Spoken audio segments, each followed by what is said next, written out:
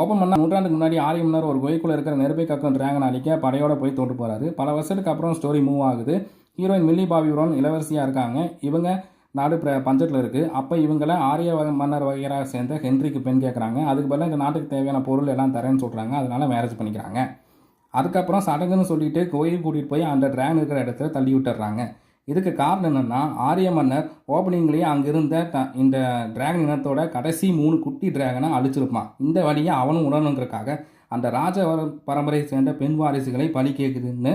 ஆனால் பலியானவங்க எல்லாரும் அப்பாவி பெண்கள், மன்னர் வகையரா ஆண் வாரிசு, கல்யாணங்க பேருங்களில் இப்படி ஒரு கோகமாக்குத்தனம் பண்ணிகிட்டு இருக்காங்கன்னு அந்த டிராகனுக்கு புரிய வச்சு அந்த டிராகனவே அரண்மனைக்கு கூட்டிகிட்டு போய் பார்த்தா அங்கே ஹென்றி இன்னொரு பொண்ணை கல்யாணம் பண்ணி பலி விடுறதுக்கு ரெடி ஆகிட்டு இருப்பான்.